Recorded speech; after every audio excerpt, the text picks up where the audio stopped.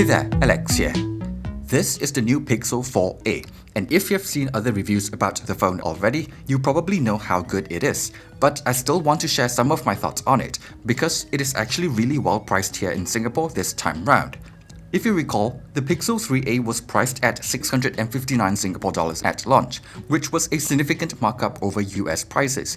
This time round, the Pixel 4a comes in at a very reasonable 499 Singapore dollars, and it even brings with it tons of improvements. So let's talk about some of those things. First of all, this is still a mid-range phone, so we are still not getting a premium build quality, water resistance, or wireless charging. That said, for a plastic phone, this feels pretty solid.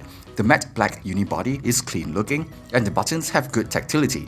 The display is a huge upgrade over its predecessor, and perhaps better than even the Pixel 4. The viewing angle and colors might be a tiny bit behind the Pixel 4, and it doesn't have 90Hz refresh rate or the ambient EQ feature, but outdoor visibility is actually better, which I think is more important.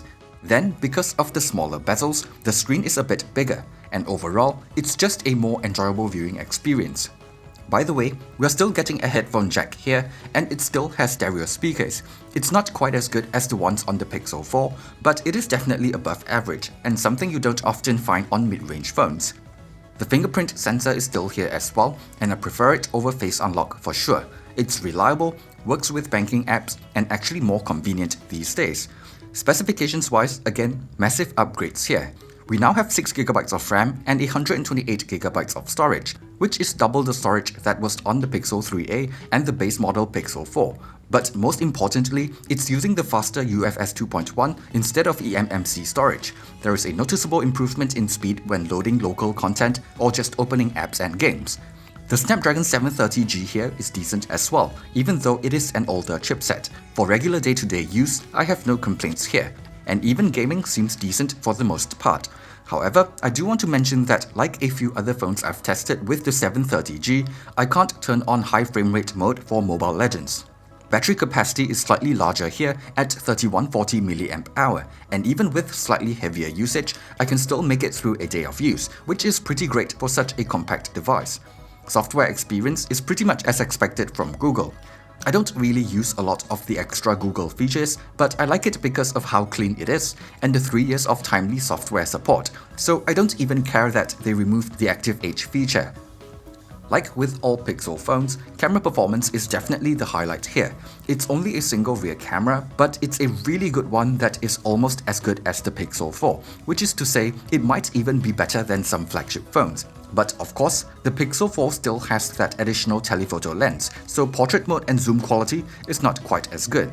But I do prefer the slightly warmer photos from the Pixel 4a, and Super Res Zoom works well enough for taking macro shots or zooming in a little.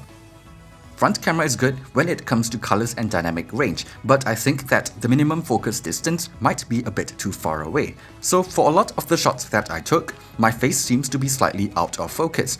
I'm not sure if it's the same for everyone or just this unit, but anyway, it's probably still fine for social media use.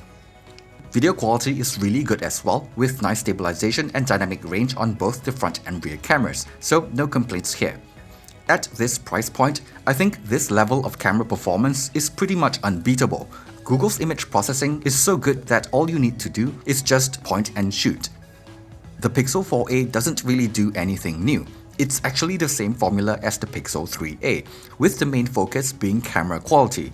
Just that this time round, the rest of the phone went from being just passable to actually being pretty good. In fact, I actually enjoyed using this more than the Pixel 4. It still has some compromises for sure, but it's a lot less than you would expect for a phone at this price point. So I think this just might be one of the best mid-range Android phones that you can buy today.